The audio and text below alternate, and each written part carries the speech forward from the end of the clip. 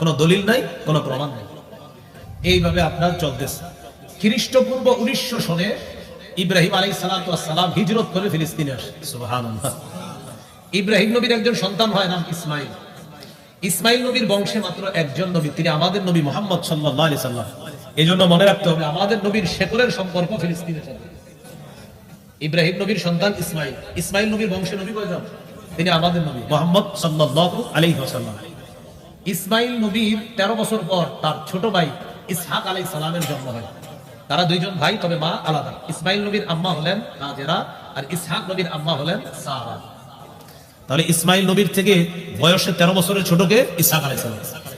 ইসহাক আলাইহিস সালামের একজন সন্তান হয়, নাম ইয়াকুব। ইয়াকুব নবী ইব্রাহিম নবীর জীবদ্দশায় দুনিয়াতে জন্ম নেয়। তার মানে সম্পর্কে ইয়াকুব নবী নাতি, ইব্রাহিম নবী দাদা। ইব্রাহিম নবীর ছেলে ইসহাক, ইসহাক নবীর ছেলে নাম ইয়াকুব। সম্পর্কে ইব্রাহিম নবী হলো দাদা, আর ইয়াকুব নবী হলেন নাতি। ইয়াকুব নবী ফিলিস্তিন থেকে হিজরত করে চলে গেলেন তুরস্কের দক্ষিণাঞ্চল হাররাম নামক এলাকায়। এখন ওই অঞ্চল আছে তুরস্কের, হাররাম। তাহলে ইব্রাহিম, তার সন্তানের নাম ইসহাক, তার সন্তানের নাম ইয়াকুব। ইয়াকুব নবী হাররানে গেলেন। সেখানে যাওয়ার পর ইয়াকুব নবী বিয়ে শাদী করার পর তার 11 জন পুত্র সন্তান হয়। ওই 11 জনের একজন হলেন ইউসুফ আলাইহিস সালাম। ইউসুফ আলাইহিস সালাম লম্বা ঘটনা আপনারা জানেন। তিনি বিভিন্ন কাহিনীর মাধ্যমে তাকে বিক্রি করে দেওয়া হয়েছে, ওই কূপের মধ্যে চলে গেলেন তিনি মিশর। হিস্ট্রি, ঘটনা ইত্যাদির মাধ্যমে ইউসুফ নবী মিশরের খাদ্য মন্ত্রণালয়ের দায়িত্ব পাওয়ার পর তিনি তার ভাই, তার বাবাদেরকে নিয়ে যায় মিশরে। ইউসুফ নবী এবং তার ভাইয়েরা 150 বছর মিশর থাকলেন। ইয়াকুব নবীর আরেকটা নাম আছে, নাম ইসরাইল। বলেন কি নাম? বলেন আমার সাথে। ইসরা অর্থ বান্দা, ইল অর্থ আল্লাহ। ইসরাইল অর্থ আল্লাহর বান্দা। তাহলে বুঝে থাকলে বলেন তো ইয়াকুব নবীর আরেকটা নাম কি? আবার ইয়াকুব নবীর আরেকটা নাম কি? ইসরাইলের সন্তান। এটার আরবি হলো বনু ইসরাইল। এই তাদেরকে আমরা বলি বনি ইসরাইল। ইসরাইলের সন্তানের আরবি কি? বনু ইসরাইল। এই জন্য তাদেরকে বলা হয় বনি ইসরাইল, মানে ইয়াকুব নবীর সন্তান, ইসরাইল নবীর সন্তান। অর্থাৎ ইয়াকুব নবীর আরেক নাম ইসরাইল। ওই ইসরাইলের সন্তানদেরকে বলা হয় বনু ইসরাইল। আর এই নামে কোরআনে একটা সূরাও আছে, সূরাতু বনি ইসরাইল। 150 বছর এখানে থাকার পর এরপরে বনি ইসরাইলদের মাঝে আপনার তাওহীদবাদী চেতনা ছিল শুরুতে। আস্তে আস্তে আস্তে আস্তে তাদের মাঝে বিভিন্ন ধরনের মিথ্যা, বিভিন্ন ধরনের হিংসা বিদ্বেষ ছড়িয়ে পড়ে, যা বর্তমান ইহুদিদের মধ্যে আমরা দেখতে পাই। এইভাবে যাইতে যাইতে যাইতে যাইতে বনি ইসরাইলের মাঝে খ্রিস্টপূর্ব 1250-এ আল্লাহ একজন নবী পাঠাইলেন, তার নাম হারুন, আর তার ছোট ভাইয়ের নাম মুসা আলাইহিস সালাতু ওয়াস সালাম। হারুন নবী এবং মুসা নবীকে আল্লাহ খ্রিস্টপূর্ব 1250-এ পাঠাইলেন। মুসা নবীকে আল্লাহ শত্রুর ঘরে লালন পালন করে বড় করলেন। ফেরাউন, লম্বা আলোচনা আপনারা শুনছেন। শেষমেশ ফেরাউন মুসা নবীর বাহিনীকে ধাওয়া করছে। নদী পাড়ি দিয়ে মুসা নবী তার বাহিনী নিয়ে চলে গেলেন ওপাশে। মুসা নবীর বাহিনীর নাম কি? বনি ইসরাইল। বনি ইসরাইল। তারা তখন আবার তাওহীদবাদী হয়েছে ওই নবীর দাওয়াতে। নদী পাড়ি দেওয়ার পর মিশর থেকে মুসা নবী চলে গেলেন ওপাশে। ওপাশে যাওয়ার পর যে এলাকায় উঠলেন, এই এলাকাটার নাম সিনাই। কি নাম? এটা আছে কোরআনে, ওয়াত্তিন ওয়াত্তিন ওয়াজ্জাইতুন ওয়াতুরি সিনিন। এই সিনিন এটা সিনাই পর্বতের কথা। তাহলে ইব্রাহিম নবী ফিলিস্তিনে আসলেন, তার সন্তান ইসহাক, ইসহাক নবীর সন্তান ইয়াকুব, ইয়াকুব নবীর সন্তান ইউসুফ।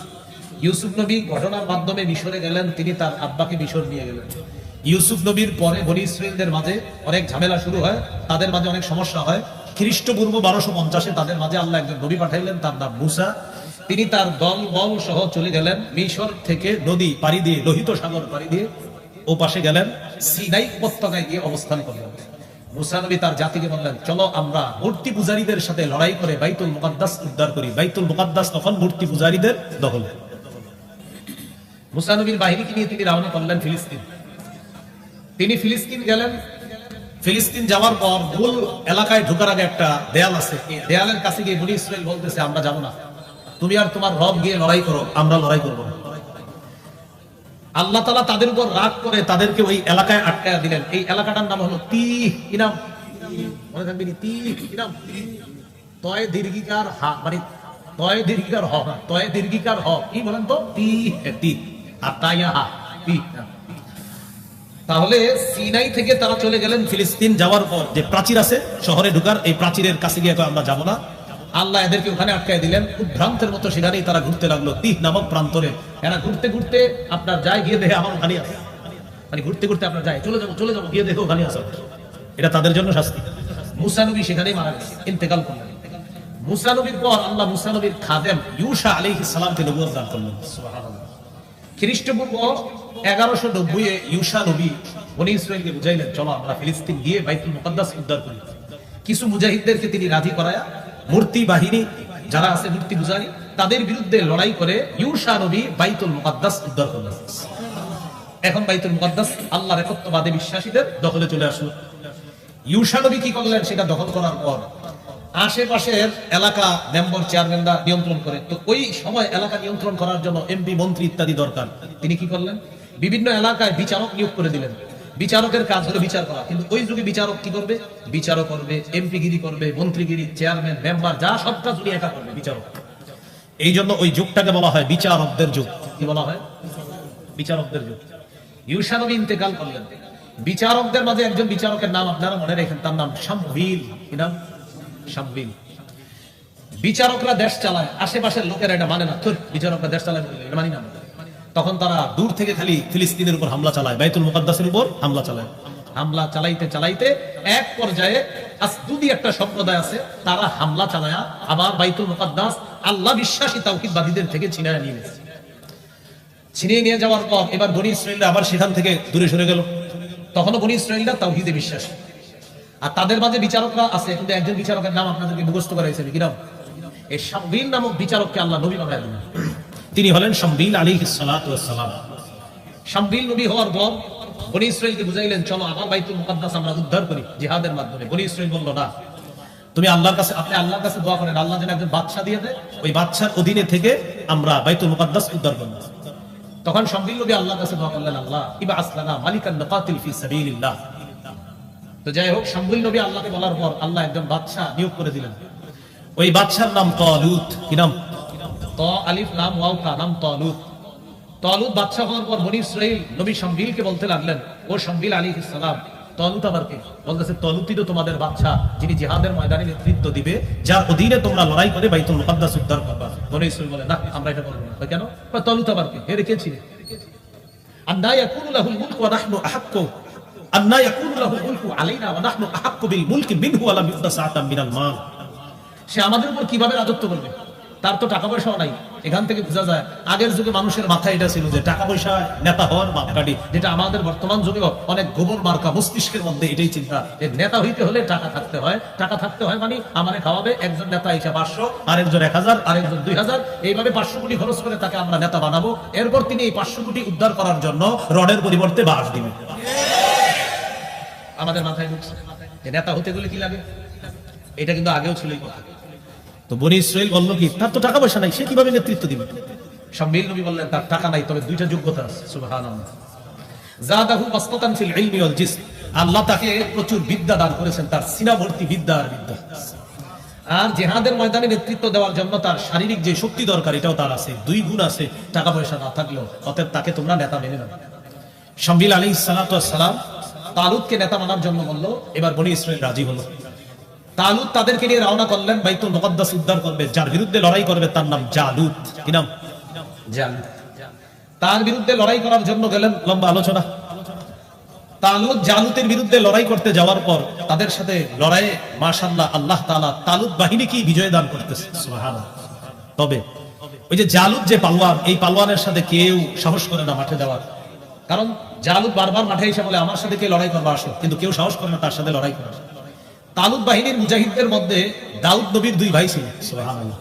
কোন নবী? দাউদ নবীর 3 ভাই। 2 ভাই গেছে জিহাদে, আর দাউদ নবী সবার ছোট ভাই, তিনি বাবার সেবা করার জন্য রয়ে গেছে। বাবা দাউদ নবীকে পাঠাইলেন, বাবা দাউদ তুমি একটু যাও, গিয়ে দেখো তো তোমার বড় 2 ভাইয়ের কি খবর। দাউদ নবীর বয়স তখন 16 বছর। তিনি গেলেন বড় 2 ভাইকে তালাশ করার জন্য। তাদেরকে তালাশ করতে গিয়ে দেখে মুসলমানদের জয় ঘোষণার জন্য শুধু একটা বাধা, জালুতকে পরাজিত করলেই মুসলমানদের জয় নিশ্চিত, আর বাইতুল মুকাদ্দাস তাদের অধীনে চলে আসবে। কিন্তু কেউ সাহস করতেছে না। দাউদ নবী গেলেন বাদশা তালুতের কাছে, গিয়ে বললেন, কি ব্যাপার, আপনারা কেউ যাচ্ছেন না কেন? যদি কেউ না যান আমারই পাঠান। দাউদ নবী বললেন, তুমি ছোট মানুষ, বয়স মাত্র 16, তুমি কি করো? আরে আপনারা কেউ যাইতেছেন না, একজন তো যাবে, তো সে একজন আমারই পাঠান। হয়তো আমি শহীদ হবো, না হয় গাজী হবো। সবাই বলছে বাহিনী, না না না এর পাঠান না। দাউদ নবী বুঝাইলেন, যদি না পাঠান তা তো আপনারা কেউ যাচ্ছেন না, একজন তো যেতেই হবে, সে একজন আমারই পাঠান, যেহেতু কেউ যান না। তখন অগত্যা উপায় না দেখে বললেন, ঠিক আছে তুমি যখন যেতে যাচ্ছ যাও। 16 বছরের দাউদ নবী পালোয়ান জালুতের সামনে গেছে একটা পাথর নিয়ে। জালুত তো হাসাহাসি করতেছিল, কোনো কথা কে আসতেছে আমার সামনে। দাউদ নবী আল্লাহর নাম নিয়ে পাথরটা মারছে জালুতের বরাবর, জালুতের মাথার পাশ দিয়ে আঘাত করে সাথে সাথে জমিনে লুটায় পড়ছে। দাউদ নবী জালুতকে পরাজিত করে দেয়। 16 বছরের দাউদ নবীর কাছে তখনও নবী হয় নাই, জালুতের মতো পালোয়ান পরাজিত হয়ে গেছে। পরবর্তীতে আল্লাহ তাআলা দাউদ নবীকে নবুয়ত দান করে, আবার রাজত্ব দান করে। মনে রাখবেন, দাউদ নবী ওই নবী যাকে আল্লাহ একসাথে নবুয়ত এবং রাজত্ব, বাদশাহী দুইটা দান করেছে। বাইতুল মুকাদ্দাসকে কেন্দ্র করে দাউদ নবী শাসন করলেন 40 বছর। কয় বছর? দাউদ নবী চলে যাওয়ার পর তার সন্তান সুলাইমান আলাইহিস সালাম তিনিও 40 বছর শাসন করলেন। 40 দুগুণে কত? এই 80 বছর ভালো ছিল। এরপর বনী ইসরাইলের মাঝে তাওহীদবাদী ছিল, আস্তে আস্তে আবার তারা আল্লাহর অবাধ্যতায় লিপ্ত হয়ে গেল। এক পর্যায়ে এরকম লিপ্ত হতে হতে তাদের কাছ থেকে আবার বাইতুল মুকাদ্দাস ছুটে যায়। কেন ছুটে? কারণ বাইতুল মুকাদ্দাস থাকবে কাদের কাছে? শুধুমাত্র তাওহীদবাদীদের কাছে। তো ইহুদিদের দাবি হলো এটা আমাদের। আসলে তো প্রথম তারা না, প্রথম দাবি বলছি যে কেনানি, আমরিয়, হেক্সোস, ফিনিশিয়ান, ব্লেসড, এটা আমি বলেছিলাম শুরুতে। তো তাদের দাবি এটা তাদের। আমি বললাম তো যে কোনো আপনি একজন ইহুদিকে বলেন, কারোর সাথে বসতে বলেন যে প্রমাণ করুক এটা তারা পূর্বে ছিল না, প্রমাণ করতে পারবে না, শুধু জোরে গায়ের জোরে। এইভাবে করতে করতে আধুনিক কালে 1917 কত? 1917-তে ফিলিস্তিনে ইহুদিদের সংখ্যা ছিল মাত্র 8%। কত পার্সেন্ট? 8%। ইহুদিরা একটা টার্গেট করলো, সারা পৃথিবীর ইহুদিদেরকে কৌশলে ফিলিস্তিনে আনবো, আনার পর আমরা বাইতুল মুকাদ্দাসকে কেন্দ্র বানায়া সারা দুনিয়া আমরা শাসন করব। এটাকে আরবিতে বলা হয় সাইফুনিয়া, ইংরেজিতে বলা হয় জায়োনিজম। কি বলা হয়? জায়োনিজম। আরবিতে বলা হয় সাইফুনিয়া। এই জায়োনিজম, এটার থিওরি হলো তারাই পুরো পৃথিবী শাসন করবে আর এটার কেন্দ্র বানাবে বাইতুল মুকাদ্দাস। তাদের দুর্বিসন্ধি কি জানেন? বাইতুল মুকাদ্দাস থেকে তারা জায়গা দখল করতে করতে মদিনা পর্যন্ত তাদের কেন্দ্র বানাবে। কি পর্যন্ত? মদিনা। এটা তাদের টার্গেট। এই লক্ষ্যে তারা ফিলিস্তিনিদের কাছ থেকে জমি ক্রয় করা শুরু করলো। কম দামি জমি তারা বেশি দামে ফিলিস্তিনিদের কাছে কিনতে লাগলো। তখন ভারত উপমহাদেশের উলামায়ে কেরাম, আলহামদুলিল্লাহ বলেন, দেওবন্দের আলেমরা ফতোয়া দিয়েছিলেন, ফিলিস্তিনিদেরকে বলেছিলেন আপনারা ইসরায়েলিদের কাছে জমি বিক্রি করেন না, তাদের নিয়ত ভালো না। ইহুদিদের কাছে জমি বিক্রি জায়েজ আছে। কিন্তু তখন আলেমরা ফতোয়া দিয়েছে প্রেক্ষাপট অনুযায়ী, না, জমি বিক্রি করলে সমস্যা হতে পারে। ইসরায়েলিরা জমি কিনতে কিনতে আস্তে আস্তে তাদের সীমানা বাড়াইলো। 1917-তে যেখানে ছিল 8%, 1948-এ সেটা হয়ে গেল 38%। 38% হওয়ার পর দালাল কিছু রাষ্ট্রকে তারা হাত করে 1948-এ তারা একটা রাষ্ট্র গঠনের দাবি করলো। সেই রাষ্ট্রের নাম দিল ইসরায়েল। এটাই হলো বর্তমান ইসরায়েল। ইসরায়েল কার নাম? ইয়াকুব নবীর নাম। আরে মনে না, কার নাম? ইয়াকুব নবী না, তারা বনি ইসরায়েল, সেখান থেকে তারা নাম দিয়েছে ইসরায়েল। তো এইটা নাম দেওয়ার পর 1948-এ তারা একটা স্বাধীন রাষ্ট্র ঘোষণা করলো। এরপর তারা এই ইসরায়েলকে কেন্দ্র বানায় একের পর এক ফিলিস্তিনের উপর হামলা করা শুরু করলো। এইভাবে তাদের এই হামলা প্রতিহত করার জন্য যদিও 3টা রাষ্ট্র চেষ্টা করেছিল 1967-তে, মিশর, তুরস্ক আর হলো আপনার সিরিয়া। মিশর, জর্দান, সিরিয়া। মিশর, জর্দান আর সিরিয়া। 1967-তে এই 3 রাষ্ট্র মিলে ইসরায়েলকে প্রতিহত করার চেষ্টা চালিয়েছিল। ইসরায়েল 6 দিনে তাদেরকে ধরাশয়ী করে ফেলছে। কয় দিনে ধরাশয়ী? কিভাবে হলো? তখন একটা মুনাফিকি কাজ সংগঠিত হয়েছিল, একটা মুনাফিকি আচরণ হয়েছিল, যে মুনাফিকিটা করেছিল আমাদের পার্শ্ববর্তী রাষ্ট্র। এই মুনাফিকির কারণে 1967-তে ইসরায়েলিরা আপনার 3টা রাষ্ট্রকে 6 দিনে ধরাশয়ী করেছে। যদিও ওই 3 রাষ্ট্রের স্লোগানটা বেশি সুন্দর ছিল না। মুসলিম 3টা রাষ্ট্রের স্লোগান ছিল জাতীয়তাবাদের স্লোগান। তারা স্লোগান দিয়েছিল আল ইজ্জাতু লিল আরব। এই স্লোগানটা আসলে ইসলাম সমর্থন করে না। এরপর থেকে ফিলিস্তিনের পক্ষে মুজাহিদরা সুন্দর একটা স্লোগানের মাধ্যমে ফিলিস্তিনের পক্ষে লড়াই করা শুরু করলো। তাদের স্লোগান আল ইজ্জু লিল্লাহ, ইজ্জত আল্লাহ, সম্মান আল্লাহ। আগের স্লোগানটা ছিল জাতীয়তাবাদের, আর মুজাহিদদের স্লোগানটা হলো আল্লাহর স্লোগান, যে সম্মান আল্লাহ, সম্মান আল্লাহ। ফিলিস্তিনের পক্ষে মুজাহিদ যারা লড়তেছে, আমরা আশাবাদী তাদেরকে এখনো পরিপূর্ণভাবে ধরাশয়ী করা সম্ভব হয়নি, হবেও না ইনশাআল্লাহ, যতদিন না চূড়ান্ত ভাবে ফিলিস্তিন মুসলমানদের নাম হচ্ছে। এই মুসলমানদের জন্য আমাদের দোয়া করা। তা আমরা কি করব? আমরা দোয়া করব, আমরা আন্দোলন করব, আমরা প্রতিবাদ জানাবো। আমরা মুনাফিক রূপী মুসলিম শাসকদেরকে আমরা প্রতিবাদের মাধ্যমে তাদেরকে কথা বলাতে বাধ্য করতে হবে। আমি আপনি কথা বললে যতটা কাজ হবে, মুসলিম শাসকরা কথা বললে এর চেয়ে বেশি কাজ হবে। কিন্তু অজানা এক কারণে মুসলিম শাসকরা এখানে নীরবতা পালন করে। আল্লাহ তাদেরকে সুবুদ্ধি দান করেন। মনে আসেনি কোত্থেকে গেলাম? গুনাহ মাফের 4 নাম্বার উপায় আল্লাহ রাসূলের আনুগত্য করা সর্বক্ষেত্রে। ব্যক্তি জীবন, পারিবারিক জীবন, সামাজিক জীবন, অর্থনৈতিক জীবন, রাষ্ট্রীয় জীবন, আন্তর্জাতিক জীবন। আমাদের বর্তমান আন্তর্জাতিক ইস্যু হলো ফিলিস্তিন। তারা আমাদের ভাই। এই ভাইদেরকে ভাই মনে করে আল্লাহ রাসূলের আদর্শ আমরা দুনিয়াতে প্রতিষ্ঠিত করার চেষ্টা চালাবো ইনশাআল্লাহ। আল্লাহ আমাদের কথাগুলো মনে রাখার তৌফিক দান করেন। সংক্ষেপে যা বললাম ফিলিস্তিনের ব্যাপারে, যতটুকু মনে থাকে রাখবেন, খালি এতটুকু মনে রাখবেন, তারা যে দাবিতে বলে বাইতুল মুকাদ্দাস, তাদের দাবিটা কি সঠিক না ভুল সম্পূর্ণ? কারণ আমি হিস্টোরি বললাম যে প্রথমে আসলে কারা ছিল সেখানে। সূরা আলী ইমরানের 31 নম্বর আয়াতে আল্লাহ বলেন, কুল ইন কুনতুম তুহিব্বুনাল্লাহ ফাত্তাবিউনি ইউহিব্বুকুমুল্লাহ ওয়া ইয়াগফির লাকুম যুনুবাকুম ওয়াল্লাহু গফুরুর রহিম। নবী আপনি বলেন, যদি তোমরা আল্লাহকে ভালোবাসো তাহলে আমার অনুসরণ করো, যদি আমি নবীর অনুসরণ করো আল্লাহ তোমাদেরকে ভালোবাসবেন, ওয়া ইয়াগফির লাকুম যুনুবাকুম, তোমাদের জিন্দেগীর সব গুনাহ মাফ করে দিবেন। গুনাহ মাফের 5 নাম্বার উপায় আজান দেওয়া। কি দেওয়া? আজান দেননি? এই জায়গায় যারা আছেন জীবনে একবার হলে আজান দিচ্ছেন তারা কেন? মাশাআল্লাহ সবাই। আর এখন বর্তমানে নিয়মিত আজান কারা দেন? মুয়াজ্জিন সাহেব যারা আছেন, মাশাআল্লাহ। হাদিসে আসছে টানা 12 বছর আজান দিলে ওয়াজাবাত লাহুল জান্নাহ, জান্নাত ওয়াজিব। আবু দাউদের 515 নম্বর হাদিস, قال رسول الله صلى الله عليه وسلم المؤذن يغفر له مدى صوته ويشهد له كل رطب ويابس। মুয়াজ্জিনের আজানের আওয়াজ চারপাশে যেই পরিমাণ যায় এই পরিমাণ পর্যন্ত মুয়াজ্জিনের গুনাহ ক্ষমা করে দেওয়া হয়। মুয়াজ্জিনের আজানের আওয়াজ আল্লাহর যত ভিজা সৃষ্টি, শুষ্ক সৃষ্টি, মুয়াজ্জিনের আজান এই ভিজা সৃষ্টি আর শুকনা সৃষ্টি যাদের পাশ দিয়ে মুয়াজ্জিনের আজানটা যায়, এই সৃষ্টিগুলো কিয়ামতের ময়দানে মুয়াজ্জিনের পক্ষে আল্লাহর কাছে সাক্ষী দিবে। তাহলে 5 নাম্বার গুনাহ মাফের উপায় আজান দেওয়া। 6 নাম্বার 2 রাকাত নামাজ পড়া। এই আমলটা দেরি করেন না, আজকেই পারলে করুন। 2 রাকাত নামাজ বাসায় গিয়ে আজকে করবেন।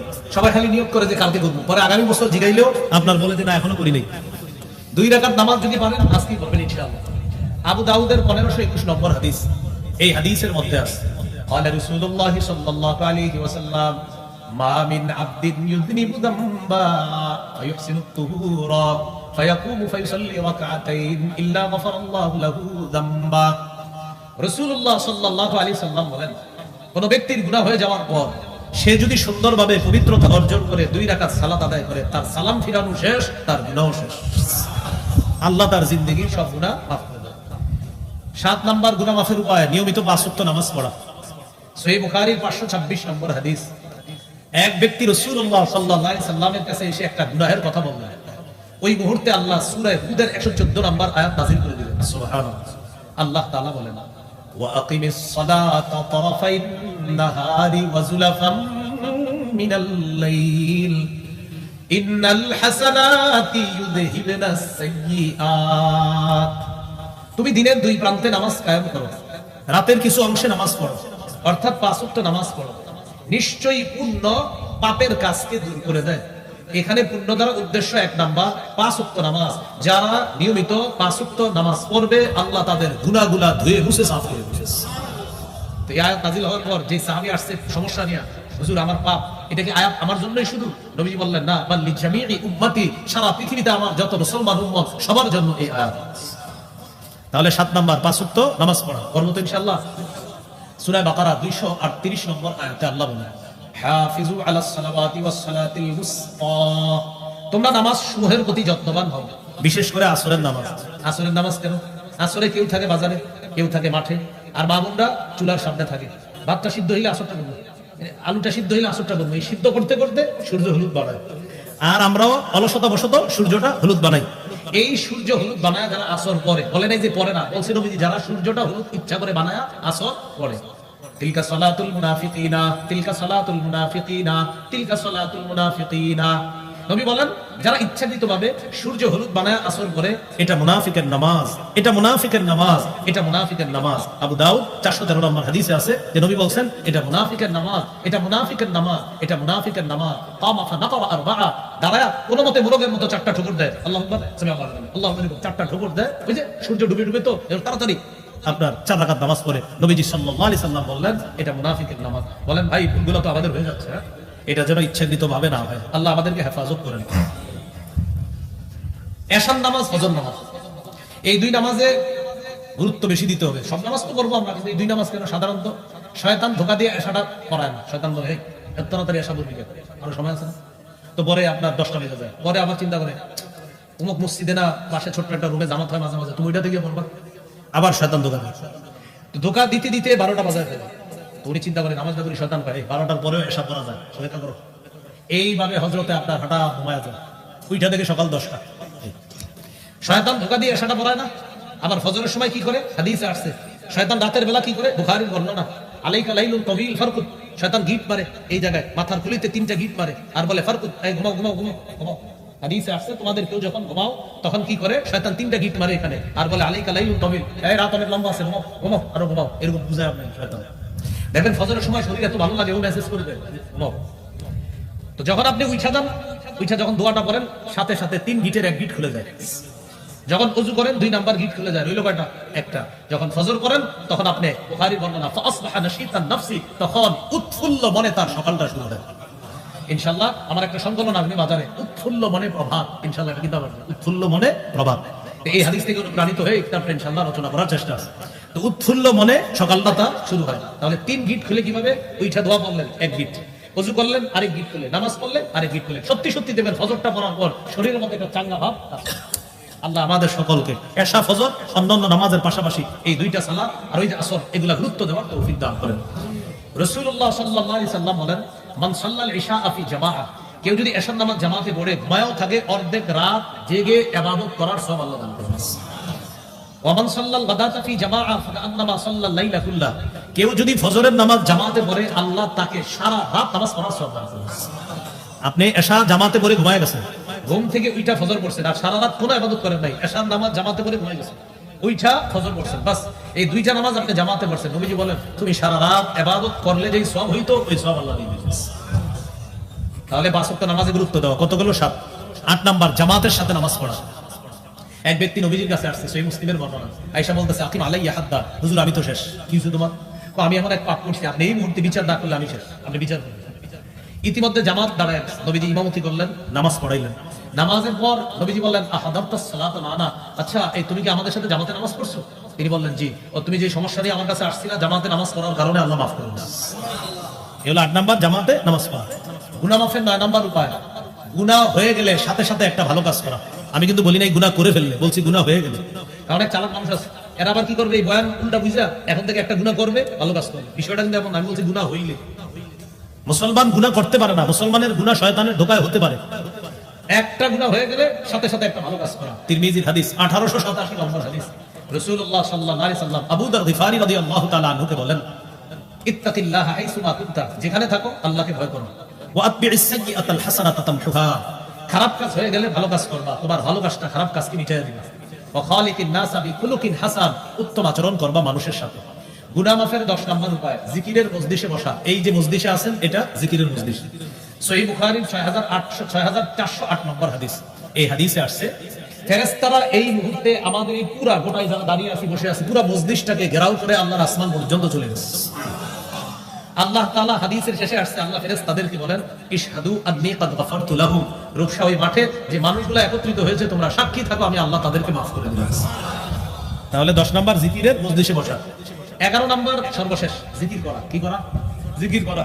আহাব্বুল কালামি ইলাল্লাহি আরবা, আল্লাহর কাছে 4টা বাক্য জিকির সবচেয়ে পছন্দের।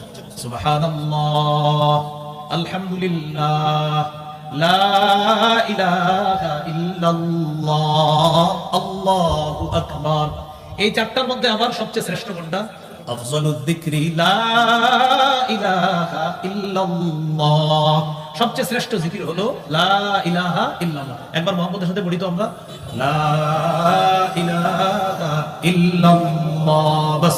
তিরমিজির 3592 নম্বর হাদিস, রাসূলুল্লাহ সাল্লাল্লাহু আলাইহি সাল্লাম বলেন কোন ব্যক্তি ইখলাসের সাথে একবার লা ইলাহা ইল্লাল্লাহ পড়লে ইল্লা ফুতিহাত লাহু আবওয়াবুস সামা হাত্তা তুফজিয়া ইলাল আরশ, আসমানের সবগুলা দরজা খুলে দেওয়া হয় তার লা ইলাহা ইল্লাল্লাহ যেন আরশ পর্যন্ত পৌঁছে যায়। তাহলে পড়ব তো ইনশাআল্লাহ। এবার আমার সাথে বলেন 5 ওয়াক্ত নামাজের পর 33 বার সুবহানাল্লাহ, 33 বার আলহামদুলিল্লাহ, 33 বার আল্লাহু আকবার, 33 বলেন 99 বার পড়ার পর 100তম বারে এই দোয়াটি পড়ব। পড়েন লা ইলাহা ইল্লাল্লাহ ওয়াহদাহু লা শারীকা লাহ ওয়া লাহুল হামদু ওয়া হুয়া আলা কুল্লি শাইইন কাদির গুফিরাত খাতায়াহু ওয়া ইন কানাত মিসলা যাবাদিল বাহরি, সমুদ্রের ফেনা পরিমাণ গুনাহ আল্লাহ মাফ করে দেন। আরেকটা 100 বার বলবেন ডেলি। সহিহ বুখারী 6405 নম্বর হাদিসে আছে রাসূলুল্লাহ সাল্লাল্লাহু আলাইহি সাল্লাম বলেন কেউ যদি দৈনিক 100 বার এটা পড়ে সুবহানাল্লাহি ওয়া বিহামদিহি, আবার সুবহানাল্লাহি ওয়া বিহামদিহি, সুবহানাল্লাহি ওয়া বিহামদিহি, এতটুকু 100 বার, তার সমুদ্রের ফেনা পরিমাণ গুনাহ আল্লাহ মাফ করে দিবেন। মনে থাকবেন ইনশাআল্লাহ। তাহলে গুনাহ মাফের 11টা কারণ জানলাম, 70টার বেশি কারণ আছে, 11টা কারণ জানলাম। ইনশাআল্লাহ 2-3 মাস বা 4-5 মাসের মধ্যে আমার একটা সংকলন আসবে, নাম পাপ। কি নাম? কিতাব আসবে পাপ। এই পাপের মধ্যে ইনশাআল্লাহ আশা করি 70টার বেশি আরো কারণ আপনারা পাবেন। পাপ একটা কিতাবই আসবে, নাম হবে পাপ, ওখানে ইনশাআল্লাহ পাবেন। আজকে যে আলোচনাগুলো আপাতত এগুলা, আমার একটা সংকলন আছে মিম্বরের আমানত, 1 থেকে 10 খণ্ড। আজকের আলোচনাগুলো পাবেন 9ম খণ্ডের শেষ আলোচনা। আর 10ম খণ্ডের আলোচনা হলো এখন থেকে কোরবানি পর্যন্ত কিভাবে কাটাবেন, কোরবানির গরুর কালারটা কেমন হবে, পা কেমন হবে, নাক চোখ কেমন হবে। 10 নম্বর খণ্ডের আলোচনা। হজের আলোচনা, মহররম মাসকে কেন্দ্র করে অনেকে চিন্তা করে মানে বিয়ে দেওয়া যাবে না, আসলে কথাগুলো সঠিক কিনা, এটা 10 নম্বর খণ্ডের আলোচনা। প্রথম খণ্ডের আলোচনা সন্তানের 64টি অধিকার, দ্বিতীয় খণ্ডের আলোচনা শিরক বেদাত কুফর তাওহীদ, তৃতীয় খণ্ড হালাল হারাম, চতুর্থ খণ্ড স্বামীর 24টা অধিকার, স্ত্রীর 19টা অধিকার, পঞ্চম খণ্ড লা ইলাহা ইল্লাল্লাহর ব্যাখ্যা, ষষ্ঠ খণ্ড নামাজ, সপ্তম অষ্টম খণ্ড নাপাক পাকের মাসালা আর নামাজের মাসালা, নবম খণ্ড নামাজ, নবম খণ্ড যাকাত, রমজান, ঈদ, ঈদ পরবর্তী করণীয়, আর 10ম খণ্ড হলো ঈদ উল ফিতরের পর থেকে সফর মাস পর্যন্ত যে করণীয়গুলো আছে, এই আলোচনা 10ম খণ্ডের। আলহামদুলিল্লাহ, আলহামদুলিল্লাহি কাফা ওয়া সালামুন আলা ইবাদিহিল্লাযীনা ইসতাফা, আম্মা বা'দু ফাআউযু বিল্লাহি মিনাশ শাইতানির রাজীম, বিসমিল্লাহির রহমানির রহিম,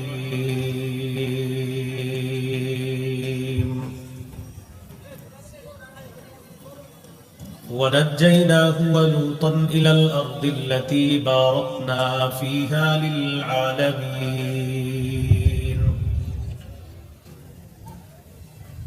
اللهم صل على محمد وعلى آل محمد كما صليت على إبراهيم وعلى آل إبراهيم إنك حميد مجيد.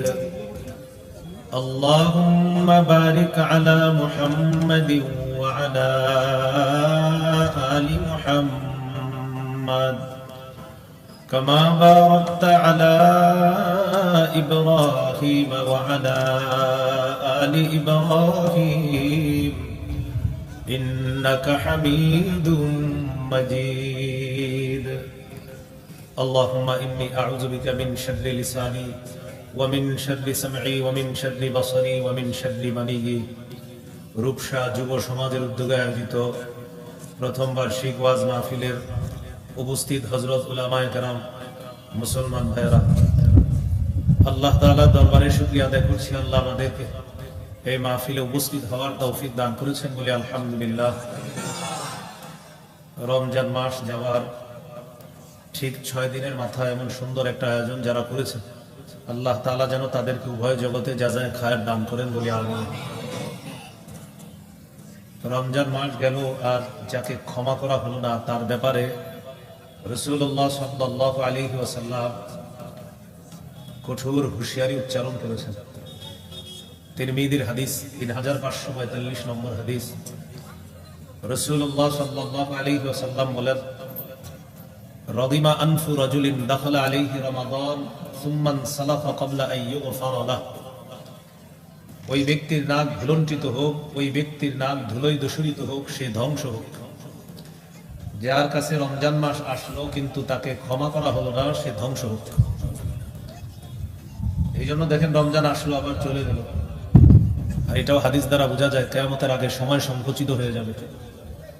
তিরমিজির হাদিস 2332 নম্বর হাদিস, রাসূলুল্লাহ সাল্লাল্লাহু আলাইহি ওয়াসাল্লাম বলেন, লা তাকুমুস সাআতু হাত্তা ইয়াতাকারাবাজ জামান। কিয়ামত ততক্ষণ সংঘটিত হবে না যতক্ষণ সময় সংকুচিত না হবে। হাত্তা তাকুনাস সানাতু কাশ-শাহরি ওয়াশ-শাহরু কাল-জুমুআ। এমন হয়ে যাবে বছর হবে মাসের মতো, মাস হবে সপ্তাহের মতো, সপ্তাহ হয়ে যাবে একদিনের মতো, একদিন মনে হবে আগুনের একটা দোলা উপরে উঠছে আর নামছে। এর মধ্য দিয়ে আমাদেরকে গুনাহমুক্ত হয়ে কবরে যাওয়ার চেষ্টা করতে হবে। আল্লাহ তৌফিক দান করুন। গুনাহ থেকে কিভাবে মুক্ত হব? গুনাহ মাফের 70টার বেশি উপায় আছে। আমি আপনাদের সামনে নির্বাচিত 11টা উপায় আলোচনা করবো ইনশাআল্লাহ। একটু মন দিয়ে শুনুন। 1 নাম্বার উপায়, খাঁটি তওবা করা। সূরা তাহরিমের 8 নম্বর আয়াত, 28 পারা 20 নম্বর পৃষ্ঠা আল্লাহ বলেন, ইয়া আইয়ুহাল্লাযীনা আমানু তুবু ইলাল্লাহি তাওবাতান নাসুহা আসা রাব্বুকুম আন ইউকাফিরা আনকুম সাইয়্যাতিকুম ওয়া ইউদখিলাকুম জান্নাতিন তাজরি মিন তাহতিহাল আনহার। হে ঈমানদারগণ, তোমরা আল্লাহর কাছে খাঁটি তওবা করো, আশা করা যায় তোমাদের রব তোমাদের জীবনের সমস্ত গুনাহ মাফ করে দিবেন। ইবনে মাজাহ হাদিসের কিতাব 4250 নম্বর হাদিস। عن عبد الله بن مسعود رضي الله تعالى عنه قال قال رسول الله صلى الله عليه وسلم التائب من الذنب كمن لا ذنب له। রাসূলুল্লাহ সাল্লাল্লাহু আলাইহি ওয়াসাল্লাম বলেন, গুনাহ থেকে তওবাকারী ব্যক্তি কামান তার মতো, লা যামবা লাহু, যার কোনো গুনাহই নেই। গুনাহ থেকে তওবাকারী ব্যক্তি কামান, ওই ব্যক্তির মতো, লা যামবা লাহু, যার কোনো গুনাহই নেই। ইবনে মাজাহ 4251 নম্বর হাদিস। عن انس بن مالك رضي الله تعالى عنه قال رسول الله صلى الله عليه وسلم كل بني آدم خطاء وخير الخطائين التوابون। রাসূলুল্লাহ সাল্লাল্লাহু আলাইহি ওয়াসাল্লাম বলেন, আদম সন্তান সকলেরই কম বেশি গুনাহ হয়, তাদের মাঝে যারা তওবা করে, তওবাকারীদেরকে আমি নবী সর্বোত্তম বলে ঘোষণা করি। ইবনে মাজাহ 4253 নম্বর হাদিস। عن عبد الله بن عمرو رضي الله تعالى عنهما عن النبي صلى الله عليه وسلم إن الله لا يقبل توبة العبد ما لم يغرر। রাসূলুল্লাহ সাল্লাল্লাহু আলাইহি ওয়াসাল্লাম বলেন, প্রাণ কণ্ঠাগত না হওয়া পর্যন্ত তথা মৃত্যুর আগ পর্যন্ত নিশ্চয়ই আল্লাহ বান্দার তওবা কবুল করেন। তিরমিজির হাদিস 3538 নম্বর হাদিস। এই হাদিসের মধ্যে আছে, قال رسول الله صلى الله عليه وسلم لله أفرح أشد فرحا بتوبة أحدكم من أحدكم بضالته إذا وجدها। রাসূলুল্লাহ সাল্লাল্লাহু আলাইহি ওয়াসাল্লাম বলেন, তোমাদের কেউ হারিয়ে যাওয়া বস্তু ফিরে পাওয়ার পর যেই পরিমাণ খুশি হও, হারিয়ে যাওয়া বস্তু ফিরে পেয়ে মালিক যেই পরিমাণ খুশি হয়, কোন বান্দা তওবা করলে ওই ব্যক্তির চেয়ে আল্লাহ আরো কোটি গুণ বেশি খুশি হয়ে যায়। তওবার মৌলিক 3টি শর্ত, সাথে আরেকটি, মোট 4টি। এটা একটু মনে রাখেন। 1 নাম্বার, গুনাহ থেকে ফিরে আসা। 2 নাম্বার, গুনাহের উপর অনুতপ্ত হওয়া। 3 নাম্বার, দৃঢ় প্রতিজ্ঞা করা, আমি ভবিষ্যতে গুনাহ করব না। 1 নম্বর, গুনাহ থেকে ফিরে আসা। 2 নাম্বার, অতীতের গুনাহের উপর অনুতপ্ত হওয়া। অনুতপ্ত হওয়াটাও একটা তওবা। ইবনে মাজাহ 4252 নম্বর হাদিস। এই হাদিসে আছে আন-নাদামু আত-তাওবা। কোন বান্দা গুনাহের উপর অনুতপ্ত হলে এই অনুতপ্ত হওয়াটাকে আল্লাহ তওবা হিসাবে কবুল করে নেন। আল্লাহ আমাদের সকলকে অতীত জীবনে যে গুনাহ করেছি, গুনাহ থেকে ফিরে এসে গুনাহের উপর অনুতপ্ত হয়ে দৃঢ় প্রতিজ্ঞা করব এই গুনাহ যেন আর না করি, আল্লাহ তৌফিক দান করেন। 4 নাম্বার, আরেকটা গুরুত্বপূর্ণ কথা, আমার আপনার জিম্মায় কোনো বান্দার হক থেকে থাকলে এই হক আদায় করে দেওয়া, এটা আল্লাহ মাফ করবে না, এটা ওই বান্দার থেকে ক্ষমা চেয়ে নিতে হবে। আল্লাহ আমাদের সকলকে এই 4 শর্ত পূরণ করে খাঁটি তওবা করার তৌফিক দান করেন। এইগুলো আজকের আলোচনার প্রথম কথা। গুনাহ থেকে মাফের 1 নাম্বার উপায় খাঁটি তওবা করা। 2 নাম্বার উপায়, ইস্তেগফার বেশি বেশি পড়া। আস্তাগফিরুল্লাহ, আস্তাগফিরুল্লাহ, আস্তাগফিরুল্লাহ। সূরা আলী ইমরানের 135 নম্বর আয়াতে আল্লাহ বলেন, والذين إذا فعلوا فاحشة أو ظلموا أنفسهم ذكروا الله فاستغفروا لذنوبهم ومن يغفر الذنوب إلا الله ওয়ালাম ইউসিররু আলা মা ফাআলু ওয়া হুম ইয়ালামুন। যারা কোনো অশ্লীল কাজ করে ফেলে অথবা গুনাহের মাধ্যমে নিজেদের উপর জুলুম করে, সাথে সাথে আল্লাহকে স্মরণ করে, আল্লাহর কাছে ইস্তেগফার পাঠ করে, ক্ষমা প্রার্থনা করে, আল্লাহ বলেন, আরে আল্লাহ ছাড়া গুনাহ মাফ করার আসি বাকি, আমি আল্লাহই তো গুনাহ মাফ করি। ওয়ালাম ইউসিররু আলা মা ফাআলু ওয়া হুম ইয়ালামুন। তারা জেনে শুনে বারবার এই গুনাহ করে না। এই আয়াত থেকে চারটি বিষয়। এক নাম্বার, আমাদের কারো গুনাহ হয়ে গেছে। দুই নাম্বার, সাথে সাথে আল্লাহকে স্মরণ করলাম। তিন নাম্বার, সাথে সাথে আল্লাহর কাছে ক্ষমা চাইলাম। চার নাম্বার, আমি জেনে শুনে এই গুনাহটা আর করি না। আল্লাহ তাআলা বলেন, তো আমি আল্লাহ গুনাহ মাফ করব না তো করবে কি? তাহলে বেশি বেশি ইস্তেগফার পাঠ করা, এটা গুনাহ মাফের 2 নাম্বার উপায়। আজকের আলোচনা গুনাহ মাফের 3 নাম্বার উপায়। এটা যদি আমার সাথে একটু বলেন তাহলে মনে থাকবে। বলেন, ক্ষমা পাওয়ার আশায় বারবার ক্ষমা চাওয়া। আল্লাহ আপনি মাফ করেন, আল্লাহ মাফ করেন, আল্লাহ মাফ করেন। তো এরপর আপনার টেনশন হইতেছে, আচ্ছা মাফ করছিনি তো আবার হ্যাঁ আলহামদুলিল্লাহ করছে, আশাবাদী, আল্লাহ আপনি করেন, আল্লাহ আপনি মাফ করেন। এরকম বারবার ক্ষমার আশায় বারবার ক্ষমা চাওয়া। হাদিসে কুদসির মধ্যে আসছে, তিরমিজির বর্ণনা 3540 নম্বর হাদিস। এই হাদিসটি হাদিসে কুদসি মানে আল্লাহর বক্তব্য। আল্লাহ তাআলা বলেন, ইয়া ইবনা আদম ইন্নাকা মা দাউতানি ওয়া রাজাউতানি গফারতু লাকা আলা মা কানা মিনকা ওয়া লা উবালি। হে আদম সন্তান, ক্ষমার আশায় তুমি যতবার আমাকে ডাকো আমি ততবার তোমাকে ক্ষমা করে দেই, এতে আমি আল্লাহ কারো পরোয়া করি না। তাহলে ক্ষমার আশায় বারবার আল্লাহর কাছে ক্ষমা চাও। এবার আল্লাহ বলেন, ইয়া ইবনা আদম লাউ বালাগাত যুনুবুকা আনানাস সামা সুম্মা ইস্তাগফারতানি গফারতু লাক। আদম সন্তান, তোমার গুনাহ যদি আকাশের চূড়ায় গিয়ে পৌঁছে যায়, আর যদি তুমি আমার কাছে ক্ষমা প্রার্থনা করো, আমি তোমার আকাশ পরিমাণ গুনাহ মাফ করে দিতে আমি আল্লাহ কারো পরোয়া করি না। তবে শর্ত ওই যে ওই 4টা শর্ত: ফিরে আসা, অনুতপ্ত হওয়া, দৃঢ় প্রতিজ্ঞা করা, গুনাহ না করা, আর বান্দার হক থাকলে আদায় করে দেওয়া। বাস এই শর্ত পূরণ করেন, আকাশ পরিমাণ গুনাহ আছে, আল্লাহর কাছে ক্ষমা চান, আল্লাহ মাফ করে দেবেন। হাদিসের শেষে আল্লাহ বলেন, ইয়া ইবনা আদম ইন্নাকা লাউ আতাইতানি বিতুরাবিল আরদি খাতায়া সুম্মা লাকিতানি লা তুশরিকু বি শাইআ লা আতাইতুকা বিতুরাবিহা মাগফিরা। তুমি যদি দুনিয়ার রাশি রাশি বালু পরিমাণ গুনাহ নিয়ে আমার কাছে আসো, আর আমি যদি দেখি তোমার গুনাহের মধ্যে শিরিক নাই, রাশি রাশি বালু পরিমাণ গুনাহ নিয়ে আমার কাছে আসছো কিন্তু গুনাহের মধ্যে দেখলাম শিরিক নাই, আমি আল্লাহ বালু পরিমাণ ক্ষমা দিয়ে তোমাকে ক্ষমা করব। তাহলে আজকে আমাদের আলোচনা 3 নাম্বার আলোচনা, ক্ষমা পাওয়ার আশায় বারবার আল্লাহর কাছে ক্ষমা চাওয়া। 4 নাম্বার, সর্বক্ষেত্রে বলি রাসূলুল্লাহ সাল্লাল্লাহু আলাইহি সাল্লামের আদর্শ বাস্তবায়নের মাধ্যমে তার পূর্ণ আনুগত্য করা। ব্যক্তি জীবন, পারিবারিক জীবন, সামাজিক জীবন, অর্থনৈতিক জীবন, আন্তর্জাতিক জীবন, রাষ্ট্রীয় জীবন, সর্বক্ষেত্রে রাসূলের আদর্শ বাস্তবায়ন করার মাধ্যমে নবীর আনুগত্য করলে আল্লাহ আমাদেরকে মাফ করে দিবেন। ব্যক্তি জীবনে আপনি সুন্নাহগুলো পালন করেন, পরিবারকে উৎসাহিত করেন, সামাজিক জীবনে আপনি সুন্নাহর ব্যাপক প্রচার প্রসার করেন, অর্থনৈতিক জীবনে আপনি সুদ খান না, বরং আল্লাহ রাসূলের নির্দেশিত পথ অনুযায়ী আপনার জীবন পরিচালনা করেন। রাষ্ট্রীয় জীবনে আপনার আশা এদেশে যেন ইসলাম কায়েম হয়ে যায়, আর আল্লাহ যেন একজন আদর্শ পুরুষ শাসক এদেশে দিয়ে দেয়, এটা আপনার আশা। সবাই চুপ হয়ে গেল না? এটা তো আসলেও ঠিক।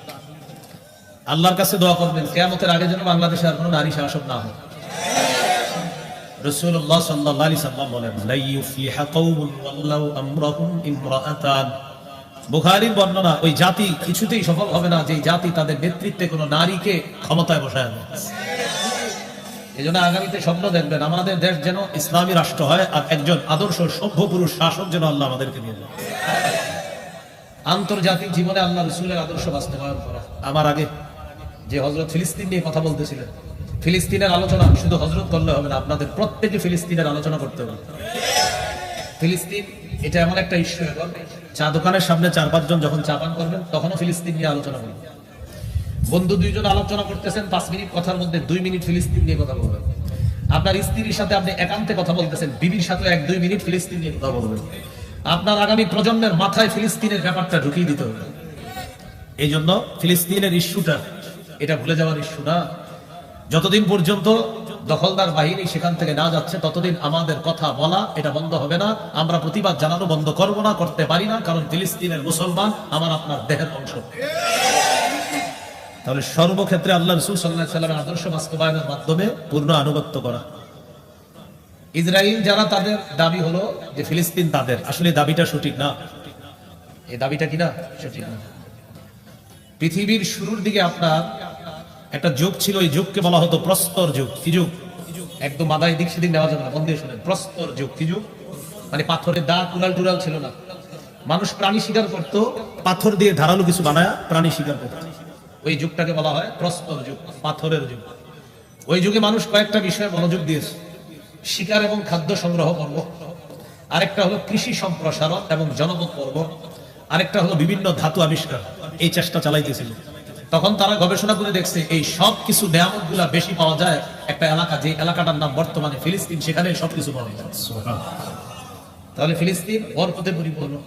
এখনো ফিলিস্তিনের অবস্থা 27 থেকে 29 তাদের দেশের তাপমাত্রা সবসময়, কি শীতকাল বলেন আর কি গরমকাল বলেন, 27 থেকে 29, কত নাতিশীতোষ্ণ আবহাওয়া। তো এই ফিলিস্তিন এটা বরকতি। এই জন্য শুরুতে একটা আয়াত তেলাওয়াত করছি আমি, সূরা আম্বিয়ার 71 নম্বর আয়াত। ওয়ানাজ্জাইনাহু ওয়া লূতান ইলাল আরদিল্লাতী বারাকনা ফিহা লিল আলামিন। ইব্রাহিম নবী এবং লূত নবীকে আমি জালেমদের থেকে মুক্ত করে তাদেরকে সফর করিয়ে আমি বরকতপূর্ণ এলাকায় নিয়ে গেলাম, যে এলাকাটা সারা দুনিয়ার জন্য আমি বরকতপূর্ণ বানিয়েছি। এটা হলো সেই ফিলিস্তিন। খ্রিস্টপূর্ব 3200 সনের কথা। তখন ব্রোঞ্জ যুগের সূচনা হয়। ব্রোঞ্জ যুগ, ব্রোঞ্জ বুঝেন? ব্রোঞ্জ হলো দেখবেন পুরস্কার দেয়, স্বর্ণ রূপার মেডেল, ব্রোঞ্জের মেডেল, এটা দেয় পুরস্কার। এই ব্রোঞ্জ যুগে মানুষ সর্বপ্রথম টিন আবিষ্কার করে। টিন, এই যে আশেপাশে টিন আছে, টিন আবিষ্কার করে। ব্রোঞ্জ যুগে যখন মানুষ প্রবেশ করে তখন আরব উপদ্বীপ থেকে কেনানি সম্প্রদায় ফিলিস্তিনে যায়। আরব উপদ্বীপ থেকে কেনানি সম্প্রদায় ফিলিস্তিনে যায়। তারা গিয়ে ফিলিস্তিনে বসবাস। তখন ফিলিস্তিনের নাম কিন্তু ফিলিস্তিন না, আমি বারবার ফিলিস্তিন বলতেছি, কিন্তু ফিলিস্তিনের নাম কি না আমি বলতেছি। ফিলিস্তিন কিভাবে হয়েছে? কেনানিরা গিয়ে সেখানে বসবাস শুরু করে। কেনানিদের একটা অংশের নাম ছিল ফিনিশিয়ান সম্প্রদায়। এই ফিনিশিয়ান সম্প্রদায় ফিলিস্তিনের এক পাশে সিরিয়ার অঞ্চল, যেটা ফিলিস্তিনের সাথে লাগানো, সেখানে বসবাস করে ফিনিশিয়ান। আরেকটা এলাকায় বসবাস করে আমোরীয় সম্প্রদায়। আমোরীয় কেনানিরা বসবাস শুরু করে, তাদেরই একটা অংশ ফিনিশিয়ান, তারা এক এলাকায় বসবাস করে। আপনাদের এলাকা বিভিন্ন গোত্র হয় না, খান বংশ, বাহাদুর বংশ, এরকম। তাহলে একটা হলো ফিনিশিয়ান সম্প্রদায়, আরেকটা হলো আমোরীয় সম্প্রদায়। এই আমোরীয় সম্প্রদায়ের একটা গোত্রের নাম ছিল হেক্সোস। এই হেক্সোস সর্বপ্রথম আল কুদস নামক শহরের গোড়াপত্তন করে। এটার নাম তারা রাখছে ওরসালিম। কি নাম রাখছে? ওরসালিম। এর কয়েকশো বছর পর ভূমধ্য সাগরীয় একটা দ্বীপ আছে, এই দ্বীপের নাম হলো ক্রিট। কি নাম? ক্রিকেট আছে না, ক্রিকেট, এই ক্রিকেটের কয়েক আড্ডা বাদ দেন, ক্রিকেট, এই কয়েক আড্ডা বাদ দিলে কি থাকে? ক্রিট। ভূমধ্য সাগরীয় একটা দ্বীপের নাম ক্রিট। এই ক্রিট থেকে একটা জনগোষ্ঠী, তাদের নাম হলো ব্লেসড সম্প্রদায়, তারা ফিলিস্তিনে যায়। তখন ফিলিস্তিনের নাম কি? ওরসালিম। ওই যে ওরসালিম। তারা সেখানে যাওয়ার পর ফিলিস্তিনের নাম বা ওরসালিমের নাম রাখলো বালিস্তিন। কি রাখছে? এই বালিস্তিন পরবর্তীতে রূপান্তরিত হয়েছে ফিলিস্তিন। তাহলে আপনার কেনানিরা বসবাস করে, তাদের থেকে একটা সম্প্রদায় ফিনিশিয়ান, আরেকটা গোত্রের নাম আমোরীয়, তাদের একটা গোত্রের নাম হেক্সোস।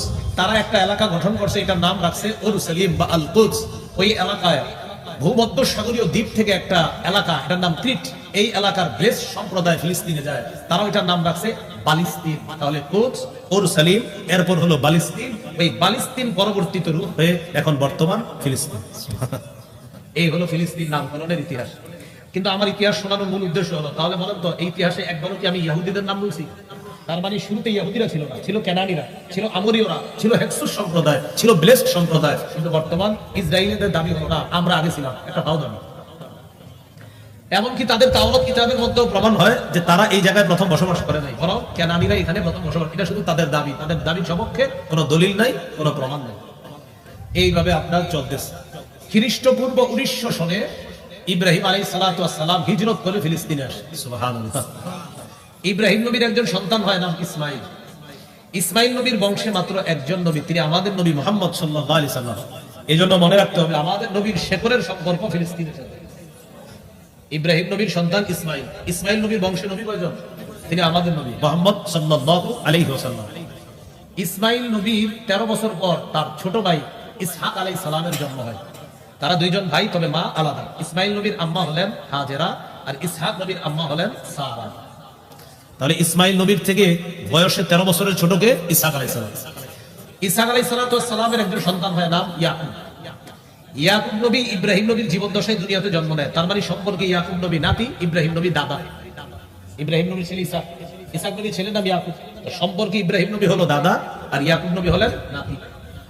ইয়াকুব নবী ফিলিস্তিন থেকে হিজরত করে চলে গেলেন তুরস্কের দক্ষিণাঞ্চল হাররান নামক এলাকায়। এখন এই অঞ্চল আছে তুরস্কের হাররান। তাহলে ইব্রাহিম, তার সন্তানের নাম ইসহাক, তার সন্তানের নাম ইয়াকুব। ইয়াকুব নবী হাররানে গেলেন। সেখানে যাওয়ার পর ইয়াকুব নবী বিয়ে শাদী করার পর তার 11 জন পুত্র সন্তান হয়। ওই 11 জনের একজন হলেন ইউসুফ আলাইহিস সালাম। ইউসুফ আলাইহিস সালাম লম্বা ঘটনা আপনারা জানেন। তিনি বিভিন্ন কাহিনীর মাধ্যমে তাকে বিক্রি করে দেওয়া হয়েছে, ওই কূপের মধ্যে চলে গেলেন তিনি মিশর। হিস্ট্রি, ঘটনা ইত্যাদির মাধ্যমে ইউসুফ নবী মিশরের খাদ্য মন্ত্রণালয়ের দায়িত্ব পাওয়ার পর তিনি তার ভাই তার বাবাদেরকে নিয়ে যায় মিশরে। ইউসুফ নবী এবং তার ভাইয়েরা 150 বছর মিশর থাকলেন। ইয়াকুব নবীর আরেকটা নাম আছে, নাম ইসরাইল। বলেন কি নাম? বলেন আমার সাথে। ইসরা অর্থ বান্দা, ইল অর্থ আল্লাহ। ইসরাইল অর্থ আল্লাহর বান্দা। তাহলে বুঝে থাকলে বলেন তো ইয়াকুব নবীর আরেকটা নাম কি? আবার ইয়াকুব নবীর আরেকটা নাম কি?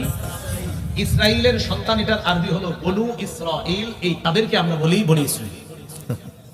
ইসরাইলের সন্তানের আরবি কি? বনু ইসরাইল। এই জন্য তাদেরকে বলা হয় বনি ইসরাইল, মানে ইয়াকুব নবীর সন্তান, ইসরাইল নবীর সন্তান। অর্থাৎ ইয়াকুব নবীর আরেক নাম ইসরাইল। ওই ইসরাইলের সন্তানদেরকে বলা হয় বনু ইসরাইল। আর এই নামে কোরআনে একটা সূরা আছে, সূরাতু বনি ইসরাইল।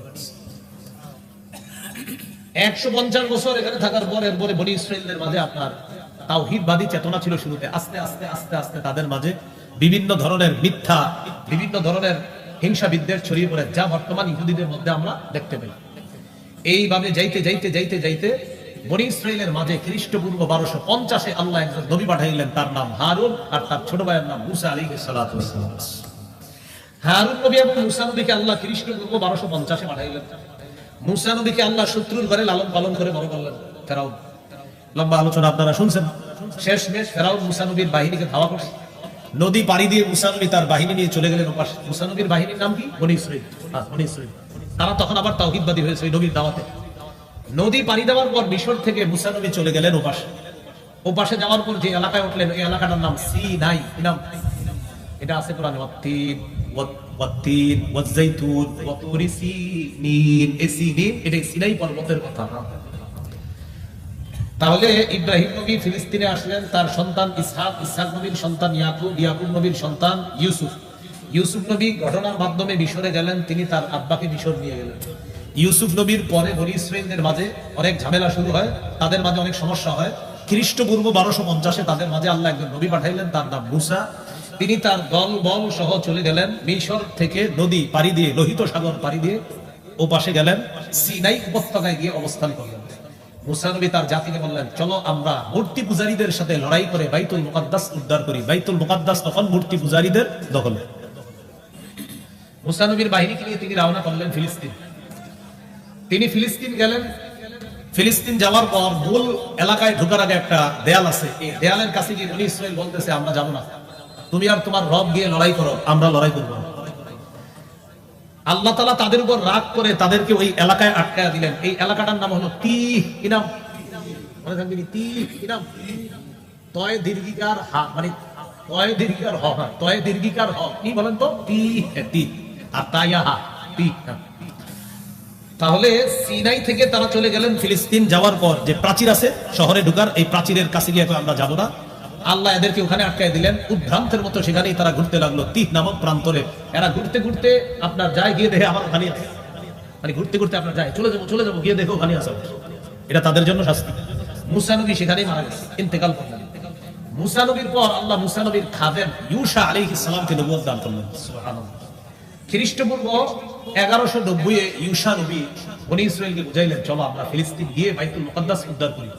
কিছু মুজাহিদদেরকে তিনি রাজি করায়া মূর্তি বাহিনী যারা আছে, মূর্তি পূজারী, তাদের বিরুদ্ধে লড়াই করে ইউশা নবী বাইতুল মুকাদ্দাস উদ্ধার করলেন।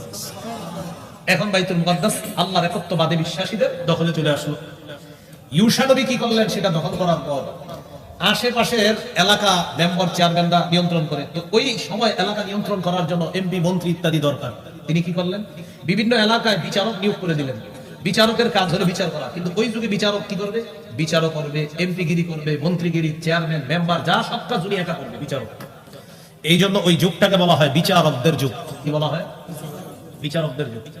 ইউশা নবী ইন্তেকাল করলেন। বিচারকদের মাঝে একজন বিচারকের নাম আপনারা মনে রাখেন, তার নাম শামবিল। কি নাম? শামবিল। বিচারকরা দেশ চালায়, আশেপাশের লোকেরা এটা মানে না, তোর বিচারকরা দেশ চালায় বলে এটা মানি না। তখন তারা দূর থেকে খালি ফিলিস্তিনের উপর হামলা চালায়, বাইতুল মুকাদ্দাসের উপর হামলা চালায়।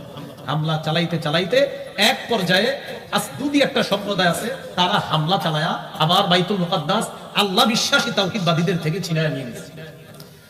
ছিনিয়ে নিয়ে যাওয়ার পর এবার বনী ইসরাঈলরা আবার সেখান থেকে দূরে সরে গেল। তখনও বনী ইসরাঈলরা তাওহীদে বিশ্বাসী। আর তাদের মাঝে বিচারকরা আছে, কিন্তু একজন বিচারকের নাম আপনাদেরকে মুখস্থ করাইছেন। কি নাম? এই শামবিল নামক বিচারককে আল্লাহ নবী বানায় দিলেন। তিনি হলেন শামবিল আলাইহিস সালাতু ওয়াস সালাম। শামবিল নবী হওয়ার পর বনী ইসরাঈলকে বুঝাইলেন, চলো আবার বাইতুল মুকাদ্দাস আমরা উদ্ধার করি জিহাদের মাধ্যমে। বনী ইসরাঈল বলল, না, তুমি আল্লাহর কাছে, আপনি আল্লাহর কাছে দোয়া করেন, আল্লাহ যেন একজন বাদশা দিয়ে দেয়, ওই বাদশার অধীনে থেকে আমরা বাইতুল মুকাদ্দাস উদ্ধার করব। তখন শামবিল নবী আল্লাহর কাছে দোয়া করলেন, আল্লাহ ইবআস লানা মালিকান নাকাতিল ফি সাবিলিল্লাহ। তো যাই হোক, শামবিল নবী আল্লাহকে বলার পর আল্লাহ একজন বাদশা নিয়োগ করে দিলেন। ওই বাদশার নাম তালুত। কি নাম? ত আলিফ লাম ওয়াও তা, নাম তালুত। তালুত বাদশা হওয়ার পর বনী ইসরাঈল নবী শামবিলকে বলতে লাগলেন, ও শামবিল আলাইহিস সালাম, তালুত আবার কে? বলতেছে, তালুতই তো তোমাদের বাদশা, যিনি জিহাদের ময়দানে নেতৃত্ব দিবে, যার অধীনে তোমরা লড়াই করে বাইতুল মুকাদ্দাস উদ্ধার করবে। বনী ইসরাঈল বলে, না, আমরা এটা করব না। কেন? তালুত আবার কে? এর কে ছিলেন? আন্না ইয়াকুনু লাহুল মুলকু ওয়া নাহনু আহাক্কু আন্না ইয়াকুনু লাহুল মুলকু আলাইনা ওয়া নাহনু আহাক্কু বিল মুলকি মিনহু ওয়া লাম ইউতা সাআতাম মিনাল মাল। সে আমাদের উপর কিভাবে রাজত্ব করবে? তার তো টাকা পয়সাও নাই।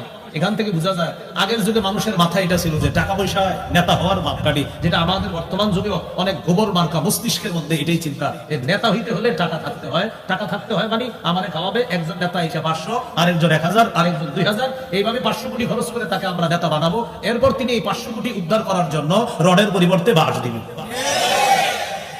আমাদের মাথায় ঢুকছে নেতা হতে গেলে কি লাগে, এটা কিন্তু আগেও ছিল কথা। তো বনী ইসরাঈল বলল কি, তার তো টাকা পয়সা নাই, সে কিভাবে নেতৃত্ব দিবে?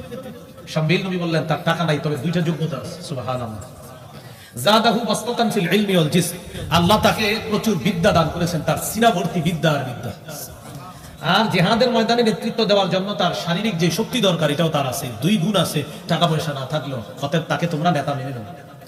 শামবিল আলাইহিস সালাতু ওয়াস সালাম তালুতকে নেতা মানার জন্য বলল। এবার বনী ইসরাঈল রাজি হলো। তালুত তাদেরকে নিয়ে রওনা করলেন বাইতুল মুকাদ্দাস উদ্ধার করবে। যার বিরুদ্ধে লড়াই করবে তার নাম জালুত। কি নাম? জালুত। তার বিরুদ্ধে লড়াই করার জন্য গেলেন, লম্বা আলোচনা। তালুত জালুতের বিরুদ্ধে লড়াই করতে যাওয়ার পর তাদের সাথে লড়াইয়ে মাশাআল্লাহ আল্লাহ তাআলা তালুত বাহিনীকে বিজয় দান করতেছে। সুবহানাল্লাহ। তবে ওই যে জালুত যে পালোয়ান, এই পালোয়ানের সাথে কেউ সাহস করে না মাঠে যাওয়ার। কারণ জালুত বারবার মাঠে এসে বলে, আমার সাথে কে লড়াই করবে আসো, কিন্তু কেউ সাহস করে না তার সাথে লড়াই করার। তালুত বাহিনীর মুজাহিদদের মধ্যে দাউদ নবীর 2 ভাই ছিল। সুবহানাল্লাহ। কোন নবী? দাউদ নবীর 3 ভাই। 2 ভাই গেছে জিহাদে, আর দাউদ নবী সবার ছোট ভাই, তিনি বাবার সেবা করার জন্য রয়ে গেছে। বাবা দাউদ নবীকে পাঠাইলেন, বাবা দাউদ তুমি একটু যাও, গিয়ে দেখো তো তোমার বড় 2 ভাইয়ের কি খবর। দাউদ নবীর বয়স তখন 16 বছর। তিনি গেলেন বড় 2 ভাইকে তালাশ করার জন্য। তাদেরকে তালাশ করতে গিয়ে দেখে মুসলমানদের জয় ঘোষণার জন্য শুধু একটা বাধা, জালুতকে পরাজিত করলেই মুসলমানদের জয় নিশ্চিত, আর বাইতুল মুকাদ্দাস তাদের অধীনে চলে আসবে। কিন্তু কেউ সাহস করতেছে না। দাউদ নবী গেলেন বাদশা তালুতের কাছে, গিয়ে বললেন, কি ব্যাপার, আপনারা কেউ যাচ্ছেন না কেন? যদি কেউ না যান আমারই পাঠান। দাউদ নবী বললেন, তুমি ছোট মানুষ, বয়স মাত্র 16, তুমি কি করো? আরে আপনারা কেউ যাইতেছেন না, একজন তো যাবে, তো সে একজন আমারই পাঠান। হয়তো আমি শহীদ হবো, না হয় গাজী হবো। সবাই বলছে বাহিনী, না না না, এটা পাঠান না। দাউদ নবী বুঝাইলেন, যদি না পাঠান তাহলে তো আপনারা কেউ যাচ্ছেন না, একজন তো যেতেই হবে, সে একজন আমারই পাঠান, যেহেতু কেউ যান না। তখন অগত্যা উপায় না দেখে বললেন, ঠিক আছে, তুমি যখন যেতে যাচ্ছ যাও। 16 বছরের দাউদ নবী পালোয়ান জালুতের সামনে গেছে একটা পাথর নিয়ে। জালুত তো হাসাহাসি করতেছে, কোনো কথা, কে আসতেছে আমার সামনে। দাউদ নবী আল্লাহর নাম নিয়ে পাথরটা মারছে জালুতের বরাবর। জালুতের মাথার পাশ দিয়ে আঘাত করে সাথে সাথে জমিনে লুটায় পড়ছে। দাউদ নবী জালুতকে পরাজিত করে দেয়। 16 বছরের দাউদ নবীর কাছে, তখনও নবী হয় নাই, জালুতের মতো পালোয়ান পরাজিত হয়ে গেছে। পরবর্তীতে আল্লাহ তাআলা দাউদ নবীকে নবুয়ত দান করে, আবার রাজত্ব দান করে। মনে রাখবেন, দাউদ নবী ওই নবী যাকে আল্লাহ একসাথে নবুয়ত এবং রাজত্ব, বাদশাহী দুইটা দান করেছে। বাইতুল মুকাদ্দাসকে কেন্দ্র করে দাউদ নবী শাসন করলেন 40 বছর। কয় বছর? দাউদ নবী চলে যাওয়ার পর তার সন্তান সুলাইমান আলাইহিস সালাম, তিনিও 40 বছর শাসন করলেন। 40 দুগুণে কত? এই 80 বছর ভালো ছিল আপনার। এরপর বনী ইসরাইলের মাঝে তাওহীদবাদী ছিল, কিন্তু আস্তে আস্তে আবার তারা আল্লাহর অবাধ্যতায় লিপ্ত হয়ে গেল। এক পর্যায়ে এরকম লিপ্ত হতে হতে তাদের কাছ থেকে আবার বাইতুল মুকাদ্দাস ছুটে যায়। কেন ছুটে? কারণ বাইতুল মুকাদ্দাস থাকবে কাদের কাছে? শুধুমাত্র তাওহীদবাদীদের কাছে। তো ইহুদিদের দাবি হলো এটা আমাদের। আসলে তো প্রথম ধারণা, প্রথম দাবি বলছি যে কেনানি, আমরিয়, হেক্সোস, ফিনিশিয়ান, ব্লেসড, এটা কিন্তু আমি বলেছিলাম শুরুতে। তো তাদের দাবিটা তাদের, আমি বললাম তো যে কোনো আপনি একজন ইহুদিকে বলেন, কারোর সাথে বসতে বলেন যে প্রমাণ করুক এটা তারা পূর্বে ছিল না, প্রমাণ করতে পারবে না, শুধু জোরে গায়ের জন্য। এইভাবে করতে করতে আধুনিক কালে 1917 ফিলিস্তিনে ইহুদিদের সংখ্যা ছিল মাত্র 8%। কত পার্সেন্ট? 8%। ইহুদিরা একটা টার্গেট করলো, সারা পৃথিবীর ইহুদিদেরকে কৌশলে ফিলিস্তিনে আনবো, আনার পর আমরা বাইতুল মুকাদ্দাসকে কেন্দ্র বানায়া সারা দুনিয়া আমরা শাসন করব। এটাকে আরবিতে বলা হয় সাইফুনিয়া, ইংরেজিতে বলা হয় জায়োনিজম। কি বলা হয়? জায়োনিজম। আরবিতে বলা হয় সাইফুনিয়া। এই জায়োনিজম, এটার থিওরি হলো তারাই পুরো পৃথিবী শাসন করবে, আর এটার কেন্দ্র বানাবে বাইতুল মুকাদ্দাস। তাদের দুর্বিসন্ধি কি জানেন? বাইতুল মুকাদ্দাস থেকে তারা জায়গা দখল করতে করতে মদিনা পর্যন্ত তাদের কেন্দ্র বানাবে। কি পর্যন্ত? মদিনা। এটা তাদের টার্গেট। এই লক্ষ্যে তারা ফিলিস্তিনিদের কাছ থেকে জমি ক্রয় করা শুরু করলো। কম দামি জমি তারা বেশি দামে ফিলিস্তিনিদের কাছে কিনতে লাগলো। তখন ভারত উপমহাদেশের ওলামায়ে কেরাম, আলহামদুলিল্লাহ বলেন, দারুল দেওবন্দের আলেমরা ফতোয়া দিয়েছিলেন, ফিলিস্তিনিদেরকে বলেছিলেন আপনারা ইসরায়েলিদের কাছে জমি বিক্রি করেন না, তাদের নিয়ত ভালো না। ইহুদিদের কাছে জমি বিক্রি জায়েজ আছে, কিন্তু তখন আলেমরা ফতোয়া দিয়েছে প্রেক্ষাপট অনুযায়ী, না, জমি বিক্রি করলে সমস্যা হতে পারে। ইসরায়েলিরা জমি কিনতে কিনতে আস্তে আস্তে তাদের সীমানা বাড়াইলো। 1917 যেখানে ছিল 8%, 1948 সেটা হয়ে গেল 38%। 38% হওয়ার পর দালাল কিছু রাষ্ট্রকে তারা হাত করে 1948 তারা একটা রাষ্ট্র গঠনের দাবি করলো। সেই রাষ্ট্রের নাম দিল ইসরায়েল। এটাই হলো বর্তমান ইসরায়েল। ইসরায়েল কার নাম? ইয়াকুব নবীর নাম। আরে মনে কার নাম? ইয়াকুব নবী না, তারা বলে ইসরায়েল, সেখান থেকে তারা নাম দিয়েছে ইসরায়েল। তো এইটা নাম দেওয়ার পর 1948 তারা একটা স্বাধীন রাষ্ট্র ঘোষণা করলো। এরপর তারা এই ইসরায়েলকে কেন্দ্র বানায় একের পর এক ফিলিস্তিনের উপর হামলা করা শুরু করলো। এইভাবে তাদের এই হামলার প্রতিহত করার জন্য যদিও 3টা রাষ্ট্র চেষ্টা করেছিল 1967-তে, মিশর, তুরস্ক আর হলো আপনার সিরিয়া। মিশর, জর্দান, সিরিয়া। মিশর, জর্দান আর সিরিয়া। 1967-তে এই 3 রাষ্ট্র মিলে ইসরায়েলকে প্রতিহত করার চেষ্টা চালিয়েছিল। ইসরায়েল 6 দিনে তাদেরকে ধরাশয়ী করে ফেলছে। কয় দিনে ধরাশয়ী? কিভাবে হলো? তখন একটা মুনাফিকি কাজ সংগঠিত হয়েছিল, একটা মুনাফিকি আচরণ হয়েছিল, যে মুনাফিকিটা করেছিল আমাদের পার্শ্ববর্তী রাষ্ট্র। এই মুনাফিকির কারণে 1967-তে ইসরায়েলিরা আপনার 3টা রাষ্ট্রকে 6 দিনে ধরাশয়ী করেছিল। যদি ওই 3 রাষ্ট্রের স্লোগানটা বেশি সুন্দর ছিল না, মুসলিম 3টা রাষ্ট্রের স্লোগান ছিল জাতীয়তাবাদের স্লোগান। তারা স্লোগান দিয়েছিল আল ইজ্জাতু লিল আরব। এই স্লোগানটা আসলে ইসলাম সমর্থন করে না। এরপর থেকে ফিলিস্তিনের পক্ষে মুজাহিদরা সুন্দর একটা স্লোগানের মাধ্যমে ফিলিস্তিনের পক্ষে লড়াই করা শুরু করলো। তাদের স্লোগান আল ইজ্জু লিল্লাহ, ইজ্জত আল্লাহ, সম্মান আল্লাহ। আগের স্লোগানটা ছিল জাতীয়তাবাদের, আর মুজাহিদদের স্লোগানটা হলো আল্লাহর স্লোগান, যে সম্মান আল্লাহ, সম্মান আল্লাহ। ফিলিস্তিনের পক্ষে মুজাহিদ যারা লড়তেছে, আমরা আশাবাদী তাদেরকে এখনো পরিপূর্ণভাবে ধরাশয়ী করা সম্ভব হয়নি, হবেও না ইনশাআল্লাহ, যতদিন না চূড়ান্ত ভাবে ফিলিস্তিন মুসলমানদের নাম হচ্ছে। এই মুসলমানদের জন্য আমাদের দোয়া করা। তা আমরা কি করব? আমরা দোয়া করব, আমরা আন্দোলন করব, আমরা প্রতিবাদ জানাবো। আমরা মুনাফিক রূপী মুসলিম শাসকদেরকে আমরা প্রতিবাদের মাধ্যমে তাদেরকে কথা বলাতে বাধ্য করতে হবে। আমি আপনি কথা বললে যতটা কাজ হবে, মুসলিম শাসকরা কথা বললে এর চেয়ে বেশি কাজ হবে। কিন্তু অজানা এক কারণে মুসলিম শাসকরা এখানে নীরবতা পালন করে। আল্লাহ তাদেরকে শুভবুদ্ধি দান করেন। মনে আছে নি থেকে গেলাম, গুনাহ মাফের 4 নাম্বার উপায় আল্লাহ রাসূলের আনুগত্য করা সর্বক্ষেত্রে। ব্যক্তি জীবন, পারিবারিক জীবন, সামাজিক জীবন, অর্থনৈতিক জীবন, রাষ্ট্রীয় জীবন, আন্তর্জাতিক জীবন। আমাদের বর্তমান আন্তর্জাতিক ইস্যু হলো ফিলিস্তিন। তারা আমাদের ভাই। এই ভাইদেরকে ভাই মনে করে আল্লাহ রাসূলের আদর্শ আমরা দুনিয়াতে প্রতিষ্ঠিত করার চেষ্টা চালাবো ইনশাআল্লাহ। আল্লাহ আমাদের কথাগুলো মনে রাখার তৌফিক দান করেন। সংক্ষেপে যা বললাম ফিলিস্তিনের ব্যাপারে, যতটুকু মনে থাকে রাখবেন। খালি এতটুকু মনে রাখবেন, তারা যে দাবিতে বলে বাইতুল মুকাদ্দাস, তাদের দাবিটা কি সঠিক না ভুল সম্পূর্ণ? কারণ আমি হিস্টোরি বললাম যে প্রথমে আসলে কারা ছিল সেখানে। সূরা আলী ইমরানের 31 নম্বর আয়াতে আল্লাহ বলেন, কুল ইন কুনতুম তুহিব্বুনাল্লাহ ফাত্তাবিউনি ইউহিব্বুকুমুল্লাহ ويغفر لكم ذنوبكم والله غفور رحيم নবী আপনি বলেন যদি তোমরা আল্লাহকে ভালোবাসো তাহলে আমার অনুসরণ করো, যদি আমি নবীর অনুসরণ করো আল্লাহ তোমাদেরকে ভালোবাসবেন, ওয়াগফির লাকুম যুনুবাকুম তোমাদের জিন্দেগীর সব গুনাহ মাফ করে দেবেন। গুনাহ মাফের 5 নাম্বার উপায় আজান দেওয়া। কি দেওয়া? আজান দেননি? এই জায়গায় যারা আছেন জীবনে একবার হলে আজান দিয়েছেন তারা করেন? মাশাআল্লাহ সবাই। আর এখন বর্তমানে নিয়মিত আজান কারা দেন?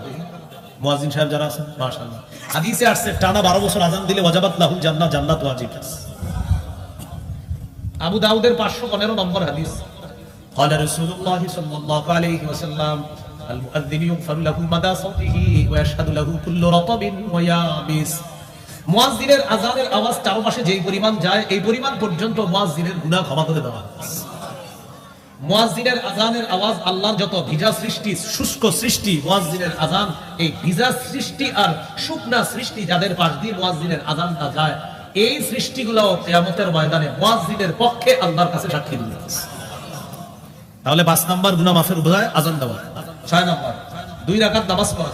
এই আমলটা দেরি করেন না, আজকেই পারলে করেন 2 রাকাত নামাজ বাসায় গিয়ে আজকে করবেন। সবাই খালি নিয়ত করে যে কালকে করব, পরে আগামী বছর জিগাইলেও আপনার বলে যে না এখনো করি নাই। 2 রাকাত নামাজ যদি পারেন আজকেই পড়বেন ইনশাআল্লাহ। আবু দাউদের 1521 নম্বর হাদিস, এই হাদিসের মধ্যে আছে قال رسول الله صلى الله عليه وسلم ما من عبد يذنب ذنبا فيحسن الطهور فيقوم فيصلي ركعتين إلا غفر الله له ذنبا। রাসূলুল্লাহ সাল্লাল্লাহু আলাইহি সাল্লাম বলেন কোন ব্যক্তির গুনাহ হয়ে যাওয়ার পর সে যদি সুন্দরভাবে পবিত্রতা অর্জন করে 2 রাকাত সালাত আদায় করে তার সালাম ফিরানো শেষ, তার গুনাহ শেষ, আল্লাহ তার জিন্দেগীর সব গুনাহ মাফ করে দেন। 7 নাম্বার গুনাহ মাফের উপায় নিয়মিত 5 ওয়াক্ত নামাজ পড়া। সহিহ বুখারী 526 নম্বর হাদিস, এক ব্যক্তি রাসূলুল্লাহ সাল্লাল্লাহু আলাইহি সাল্লামের কাছে এসে একটা গুনাহের কথা বললেন। ওই মুহূর্তে আল্লাহ সূরা হুদের 114 নম্বর আয়াত নাযিল করে দিলেন। সুবহানাল্লাহ। আল্লাহ তাআলা বলেন وَأَقِمِ الصَّلَاةَ طَرَفَيِ النَّهَارِ وَزُلَفًا مِنَ اللَّيْلِ إِنَّ الْحَسَنَاتِ يُذْهِبْنَ السَّيِّئَاتِ।